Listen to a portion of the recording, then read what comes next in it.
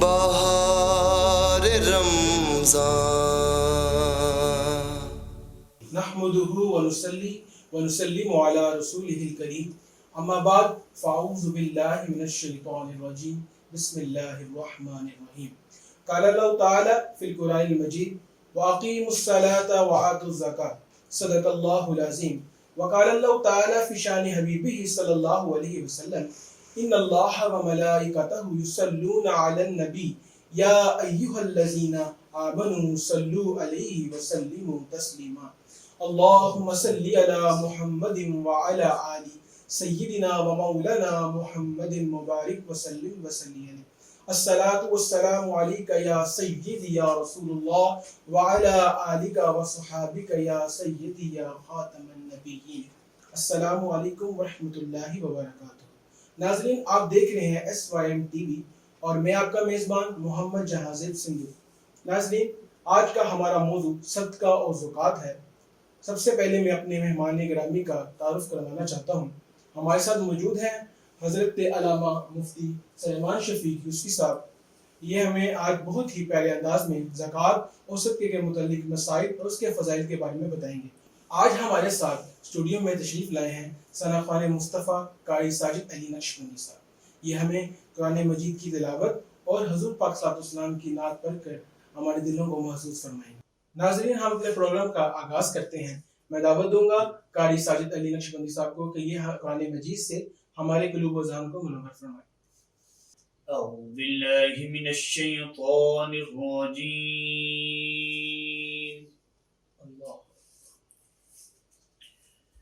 بسم الله الرحمن الرحيم.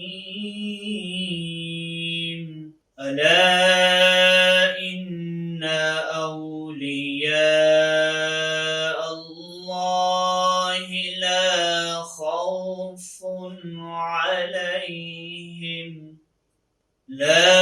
خوف عليهم ولا هم يحزنون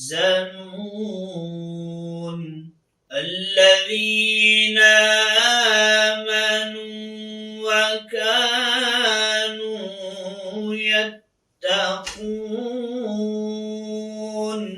لهم البشرى في الحياة الدنيا وفي الآخرة لا تبديل لكلمات الله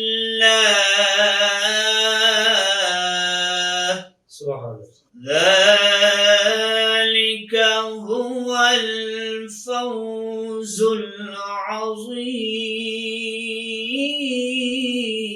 العظيم.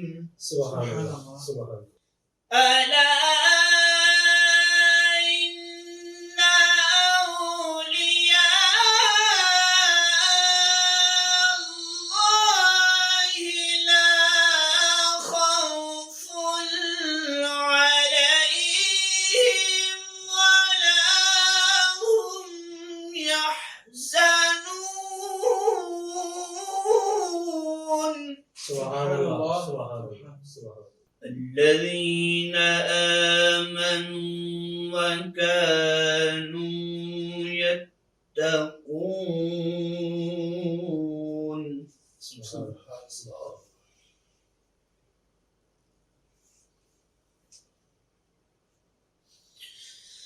ألا إن أولياء الله لا خوف عليهم ولا هم يحزنون الذين آمنوا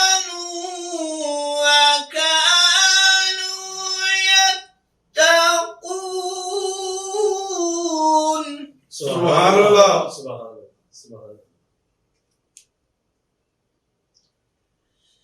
لهم البشرى في الحياة الدنيا وفي الآخرة سبحان اللہ۔ لا تبديل لكلمات الله سبحان اللہ. ذلك هو الفوز العظيم. صدق الله العظيم. سبحان اللہ. سبحان اللہ سبحان اللہ. بڑے ہی پیارے انداز میں تلاوت قرآن مجید فرما رہے تھے. ناظرین، آج کا ہمارا موضوع صدقہ و زکوٰۃ ہے. قرآن کریم برہان رشید میں اللہ تبارک و تعالیٰ ارشاد مبارک فرماتا ہے وَأَقِیمُوا الصَّلَاةَ وَآتُوا الزَّکَاۃَ. اور زکوٰۃ کا ذکر اللہ تعالیٰ نے متعدد مقامات پر نماز اور زکوٰۃ کا اکٹھے ذکر فرمایا. نبی کریم صلی اللہ علیہ وسلم نے ارشاد مبارک فرمایا زکوٰۃ اسلام کا پل ہے.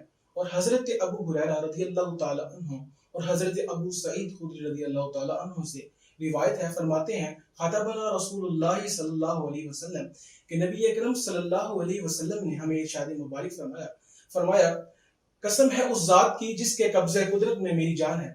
حضرت ابو سعید خدری رضی اللہ تعالیٰ عنہ اور حضرت ابو ہریرہ رضی اللہ تعالیٰ عنہ فرماتے ہیں کہ جب یہ کلمات آقا صلی اللہ علیہ وسلم نے فرمائے اور اپنے سر انور کو جھکا لیا اور یہ کلمات 3 مرتبہ دہرائے اور ہم میں سے بھی ہر شخص نے اپنے سر کو جھکا لیا اور رونے لگا، کیونکہ نہیں معلوم تھا کہ آقا صلی اللہ علیہ وسلم نے یہ قسم کس معاملے میں ارشاد فرمائی. پھر نبی اکرم صلی اللہ علیہ وسلم نے اپنے سر انور کو اٹھایا اور ان کے چہرے اقدس پہ والضحیٰ کے چہرے پر خوشی کے آثار نمایاں تھے. صحابہ کرام فرماتے ہیں کہ ہمیں یہ بات سرخ اونٹوں سے بھی زیادہ پیاری تھی.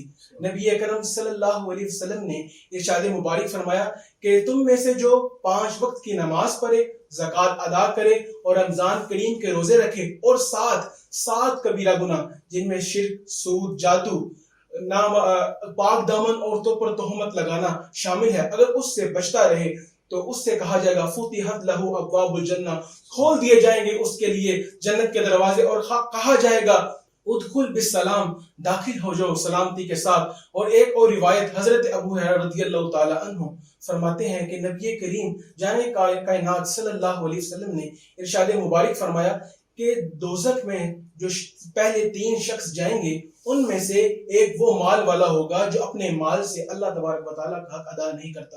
ناظرین، ہم اپنے پروگرام کو آگے بڑھاتے ہیں، چلتے ہیں مفتی صاحب کی طرف، ان سے زکوٰۃ کی اہمیت اور افادیت کے بارے میں پوچھتے ہیں. جی مفتی صاحب. جی بہت شکریہ علامہ صاحب. جیسا کہ آپ جانتے ہیں کہ توحید و رسالت کی شہادت اور نماز کے بعد اسلام کا تیسرا رکن زکوٰۃ ہے. زکوٰۃ ایک خالص مالی عبادت ہے اور اس کی اہمیت کا اندازہ آپ لگائیں کہ تمام انبیاء کرام علیہم السلام ان کی شریعتوں کا یہ لازمی جزو رہے، اور اس امت میں بھی نبی پاک علیہ السلام پر رب ذوالجلال نے جو قرآن مجید برہان رشید نازل فرمایا ہے اس میں متعدد مقامات پر زکوٰۃ کا ذکر فرمایا، اور لفظ زکوٰۃ قرآن مجید برہان رشید میں 32 سے زائد مرتبہ ذکر ہوا ہے. کہیں نبی پاک علیہ السلام کے رب ذوالجلال نے ارشاد فرمایا وَأَقِیمُوا الصَّلَاةَ وَآتُوا الزَّکَاۃَ، نماز قائم کرو، زکوٰۃ ادا کرو. کہیں رب ذوالجلال نے ارشاد فرمایا وَالَّذِینَ هُمْ لِلزَّکَاةِ فَاعِلُونَ، کہ کامیاب ہونے والے وہ لوگ ہیں جو اپنے مالوں کی زکوٰۃ ادا کرتے ہیں. اور کہیں تو رب ذوالجلال نے اپنے محبوب پاک علیہ السلام سے ارشاد فرمایا خُذْ مِنْ أَمْوَالِهِمْ صَدَقَةً تُطَهِّرُهُمْ وَتُزَكِّيهِمْ بِهَا، کہ محبوب پاک علیہ السلام آپ ان کے اموال سے زکوٰۃ لیجئے، صدقہ لیجئے. تُطَهِّرُهُمْ وَتُزَكِّيهِمْ بِهَا، کہ زکوٰۃ ان سے لے کر ان کے مال کو پاکیزہ کیجئے، ان کا تزکیہ نفس کیجئے. اور صرف اتنا ہی نہیں، نبی پاک علیہ السلام کو رب ذوالجلال ارشاد فرماتے ہیں وصلی علیہم، کہ آپ نے ان کے لیے دعا بھی فرمانی ہے. دیکھیں اللہ تبارک و تعالیٰ کے ہاں زکوٰۃ کی ادائیگی اتنی محبوب ہے کہ رب ذوالجلال اپنے محبوب پاک علیہ السلام سے ارشاد فرماتے ہیں آپ ان سے زکوٰۃ لیجئے اور پھر آپ ان کے لیے دعا کیجئے. اس لیے کہ ان صلاتک سکن لہم، کہ آپ کا دعا کرنا ان کے لیے باعث تسکین ہوگا. ہاتھ آپ کے اٹھیں گے، ان کے دلوں کو تسکین میں عطا فرماؤں گا. تو آپ اندازہ کیجئے کہ زکوٰۃ اللہ تبارک و تعالیٰ کے ہاں کس قدر زیادہ اہمیت رکھتی ہے. اور مصطفیٰ جان رحمت صلی اللہ علیہ وآلہ وسلم ارشاد فرماتے ہیں تمہارے اسلام کی تکمیل ہوتی ہی زکوٰۃ کی ادائیگی سے. تمہارا جب تم زکوٰۃ ادا کرو گے تو تمہارا ایمان مکمل ہو جائے گا.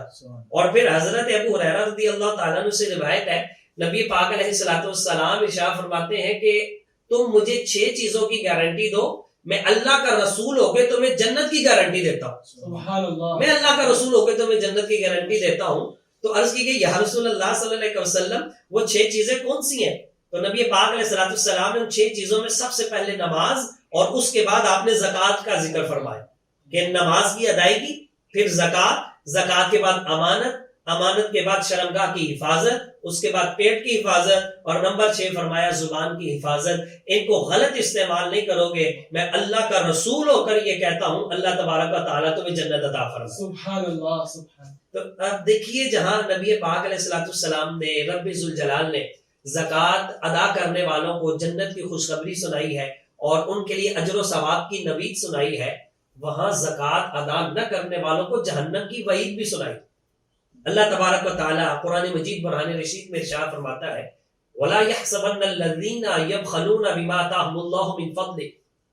ہرگز گمان نہ کریں وہ لوگ کہ جو اپنے مالوں میں بخل کرتے ہیں اور جو اللہ نے اپنے فضل سے انہیں عطا کیا ہے اور اس کی راہ میں خرچ نہیں کرتے، کہ ہوا خیر اللہ، یہ گمان نہ کرنا کہ یہ تمہارے لیے بہتر ہے، بلکہ فرمایا بل ہوا شر لہم، یہ تمہارے لیے شر ہے، یہ تمہارے لیے برا ہے.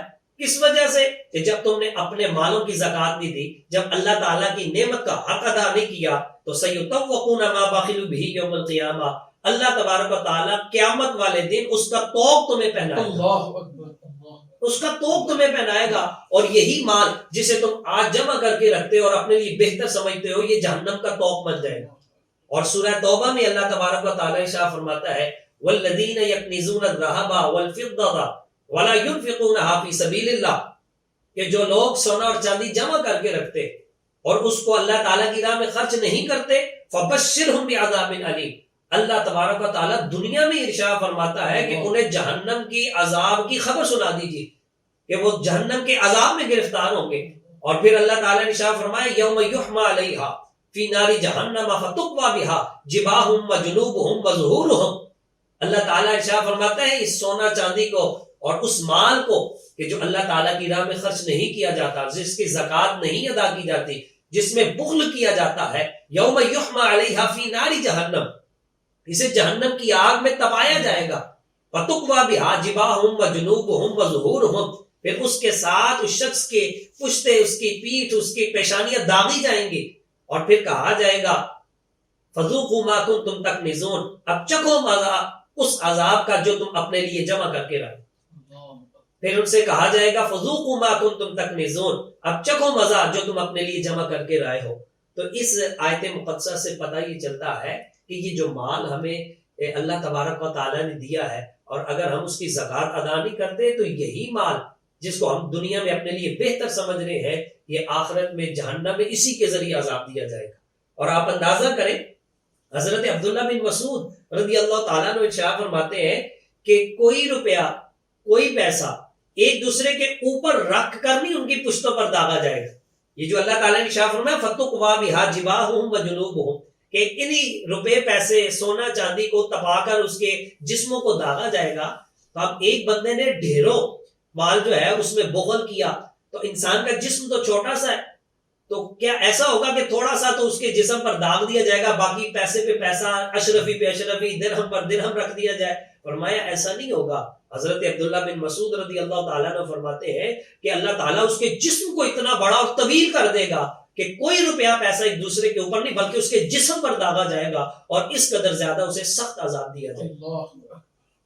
اسی طرح نبی پاک صاحب الاولاق صلی اللہ علیہ وآلہ وسلم نے ارشاد فرمایا، جیسے کہ آپ نے ابتدا میں حدیث شریف سنائی کہ 3 لوگ جو سب سے پہلے جہنم میں جائیں گے، ان میں وہ مالدار ہے کہ جو اپنے مال کی زکوٰۃ ادا نہیں کرتا ہے.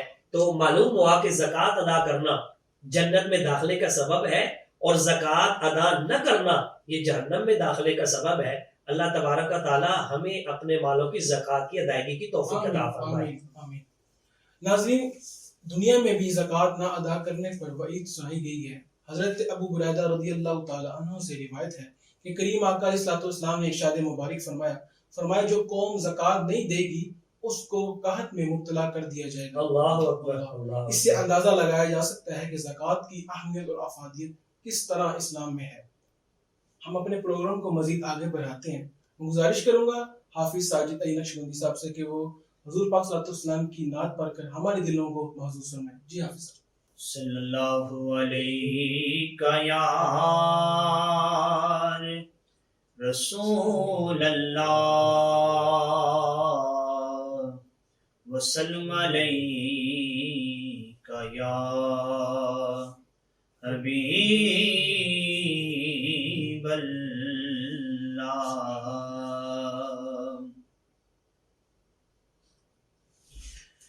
تو شائخ خوبان تو جانے جانا تو شاہ خوبان تو جانے جانا تو شاہ خوبان تو جانے جانا ہے چہرہ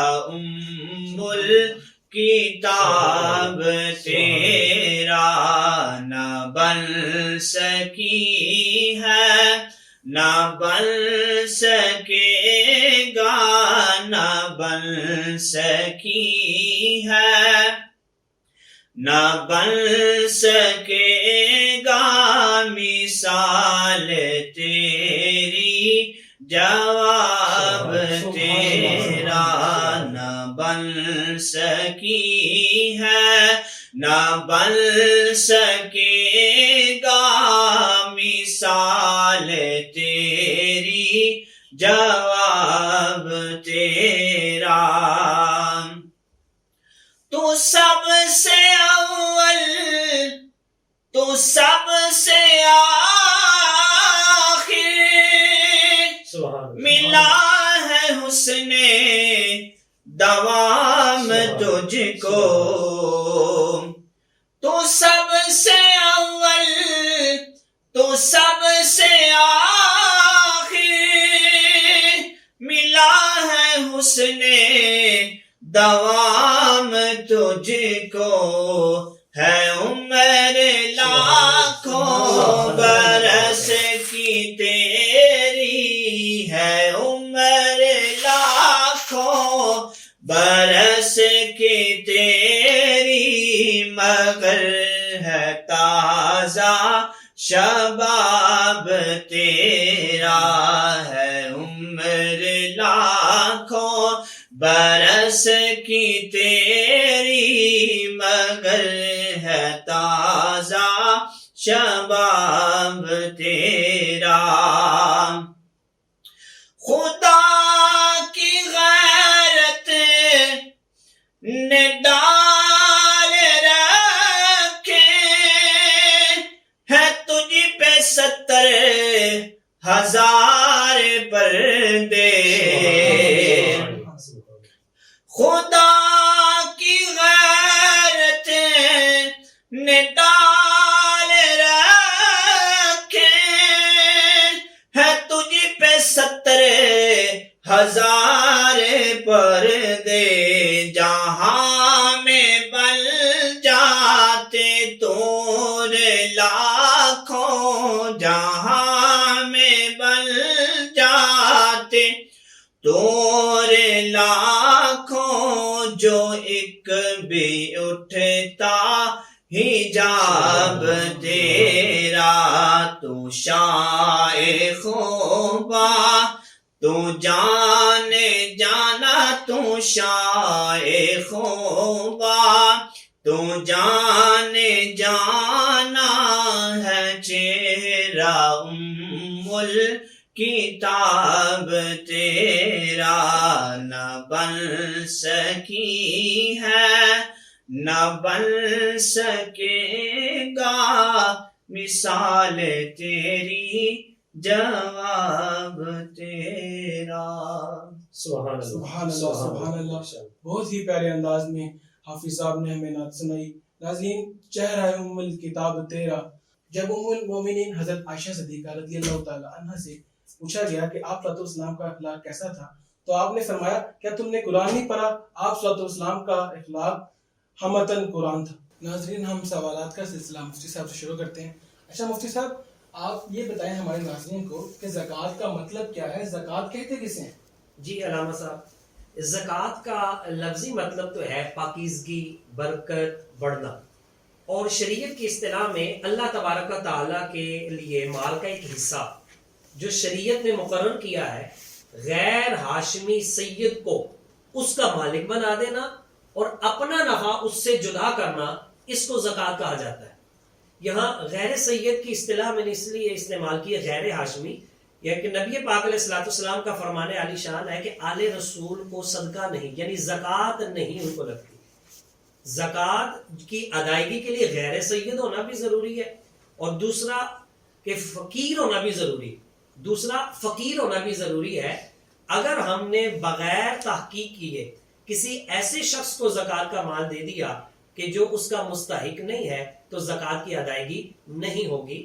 اسی طرح اس کو مالک بنانا بھی شرط ہے، فقط اس کے لیے کسی چیز کا مباح کر دینے سے زکوٰۃ کی ادائیگی نہیں ہوگی جب تک کہ مکمل طور پر اس کو اس کا مالک نہ بنا دیا جائے۔ علامہ صاحب لفظ مباح سے کیا مراد ہے؟ ہمارے ناظرین کو ذرا وضاحت فرمائیں۔ جی مباح سے مراد یہ ہے کہ کسی کے لیے کسی چیز کے استفادے کو، نفع کو جائز قرار دے دینا۔ مثال کے طور پر آپ اپنے گھر کھانا پکاتے ہیں اور فقراء کو اس کی دعوت دیتے ہیں، اور ان سے کہا جاتا ہے کہ آپ جتنا چاہیں یہاں سے کھا سکتے ہیں، لیکن لے جانے کی اجازت نہیں ہے، تو اس کو کہا جائے گا مباح کر دینا، اور اس سے زکوٰۃ کی ادائیگی نہیں ہوگی کیونکہ آپ نے اس کو مالک نہیں بنایا۔ مالک بنانے کے اندر یہ ہے کہ جب کسی کو کسی چیز کا مالک بنا دیا جاتا ہے تو اس کا استعمال پھر اس کی مرضی پر موقوف ہوتا ہے، چاہے وہ اس کو کھا لے، چاہے اس کو لے جائے، چاہے اس کو بیچ دے۔ تو چونکہ مباح کرنے سے ملکیت جو ہے وہ مکمل نہیں ہوتی، اس لیے زکوٰۃ کی ادائیگی بھی نہیں ہوتی۔ اچھا مفتی صاحب یہ بتائیں کہ زکوٰۃ کے واجب ہونے کے لیے کیا شرائط ہیں؟ کن صورتوں میں زکوٰۃ فرض یا واجب ہوتی ہے؟ جی زکوٰۃ کے لیے چند شرائط بیان کی جاتی ہیں۔ سب سے پہلی بات ہے مسلمان ہونا، کافر پر ظاہر زکوٰۃ نہیں ہے۔ پھر اسی طرح عاقل ہونا، مجنون، پاگل، دیوانے شخص پر زکوٰۃ کی ادائیگی نہیں ہے۔ اسی طرح بالغ ہونا، نابالغ بچہ جتنا ہی مالدار کیوں نہ ہو اس کے مال سے زکوٰۃ کی ادائیگی نہیں کی جائے گی۔ صاحب نصاب ہونا اور نصاب پر پورا ایک قمری سال گزر جانا، یہ زکوٰۃ کے واجب ہونے کے لیے شرائط ہیں۔ علامہ صاحب یہ بتائیں صاحب نصاب ہونا، آپ نے بھی فرمایا جی صاحب نصاب ہونے سے کیا مراد ہے؟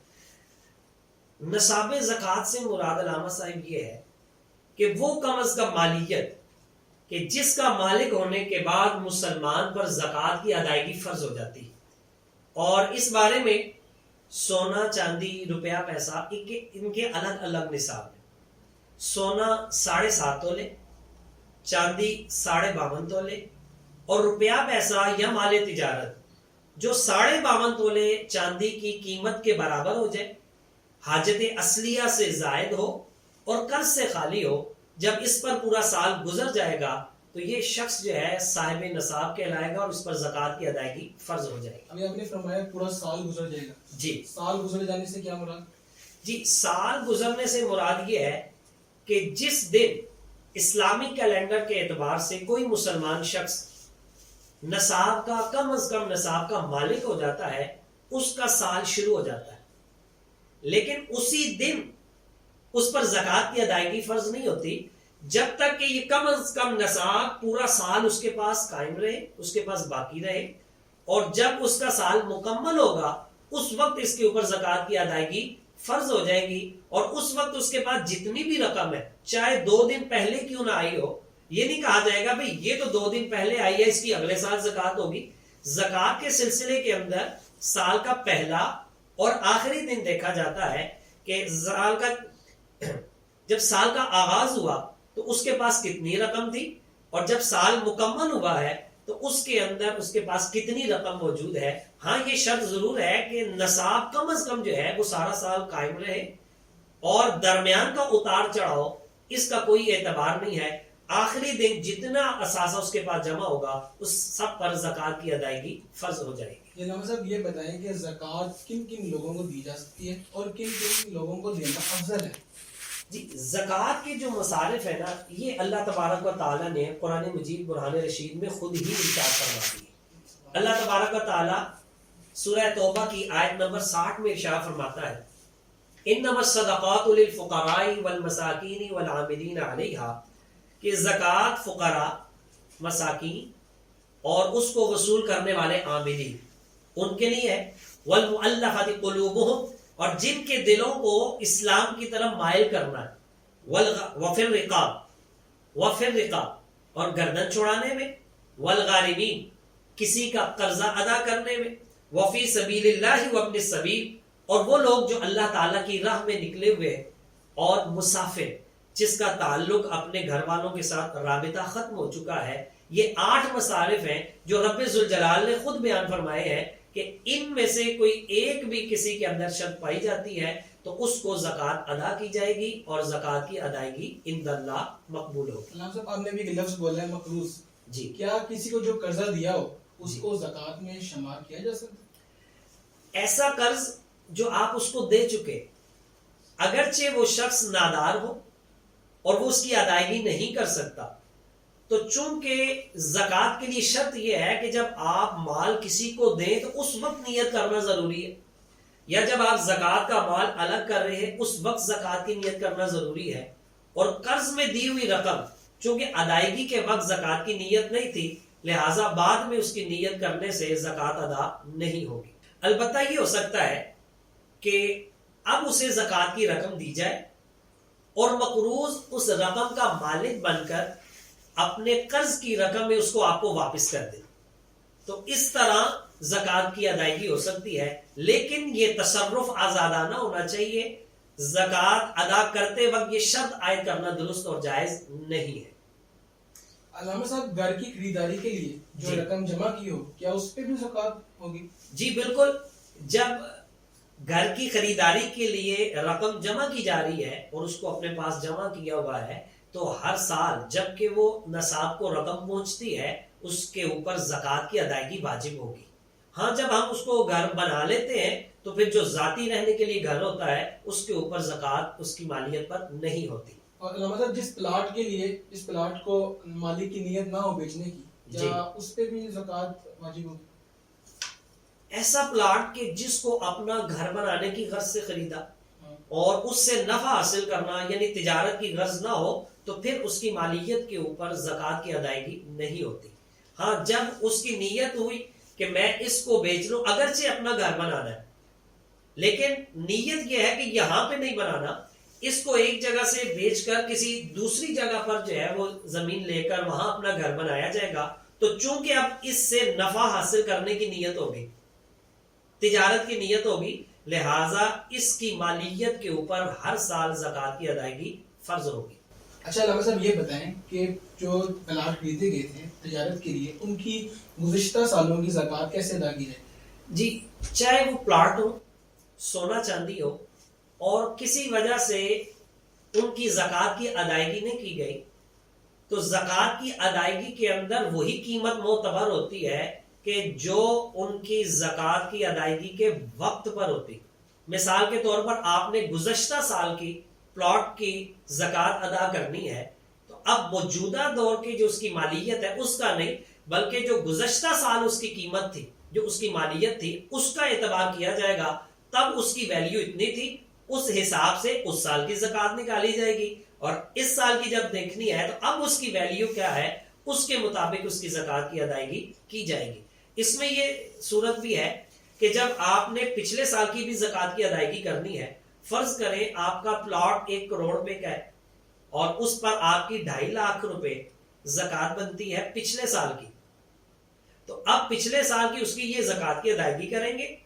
اب جب آپ اس سال کی زکوٰۃ کی ادائیگی کریں گے تو اس میں سے 2.5 لاکھ روپیہ منہا کر کے الگ کر دیں گے اور باقی قیمت کی زکوٰۃ ادا کریں گے۔ جی علامہ صاحب، جو بچوں کی شادی بیاہ اور تعلیم و تربیت کے لیے رقم جمع کی جاتی ہے، کیا ان پہ بھی زکوٰۃ دی جاتی ہے؟ جی بالکل، جو رقم، جو مال سونا چاندی کی صورت میں یا روپیہ پیسے کی صورت میں بچوں کی تعلیم و تربیت کے لیے رکھی ہوئی ہے، اس کے اوپر ہر سال زکوٰۃ کی ادائیگی کی جائے گی اور ہر سال زکوٰۃ ادا کرنا فرض ہے۔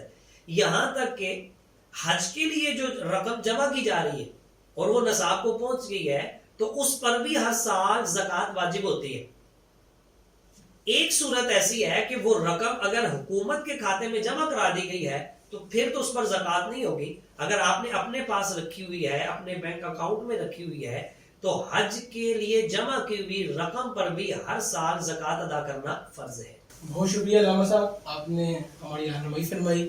آخر میں ناظرین میں اس بات کا اضافہ کرتا چلوں، زکوٰۃ کی اہمیت کے حوالے سے حضرت ابو ہریرہ رضی اللہ تعالی عنہ سے روایت ہے، فرماتے ہیں کہ جب نبی کریم صلی اللہ علیہ وسلم پردہ فرما گئے تو بہت سے قبائل اور لوگ مرتد ہو گئے. تب حضرت ابو بکر صدیق رضی اللہ تعالی عنہ نے ان کے خلاف جہاد کا اعلان کیا. تو حضرت عمر فاروق رضی اللہ تعالی عنہ آپ رضی اللہ تعالی عنہ کے پاس حاضر ہوئے. عرض کی کہ آپ ان کے خلاف کس طرح جہاد کریں گے جبکہ نبی پاک صلی اللہ علیہ وسلم کا ارشاد مبارک ہے کہ جو قوم جب تک لا الہ الا اللہ نہیں کہے گی تب تک میں اس کے خلاف جہاد کروں گا. جب انہوں نے لا الہ الا اللہ کہہ دیا تو انہوں نے مجھ سے اپنے جان اور مال محفوظ کر لیے. اور حضرت ابو بکر صدیق رضی اللہ تعالی عنہ نے فرمایا کہ زکوٰۃ مال کا حق ہے. باخدا اگر انہوں نے ایک رسی بھی روکی جو وہ رسول اللہ صلی اللہ علیہ وسلم کے زمانہ حیات میں دیا کرتے تھے میں تب بھی ان سے جنگ کروں گا. حضرت عمر فاروق رضی اللہ تعالی عنہ نے فرمایا واللہ اللہ تعالیٰ نے صدیق کا سینہ کھول دیا اور میں نے بھی حق کو پہچان لیا. ناظرین ہمارے پروگرام کا وقت ختم ہو جاتا ہے. جی علامہ صاحب، یہاں میں آپ کے اور SYM TV کے توسط سے ناظرین تک یہ پیغام پہنچانا چاہوں گا.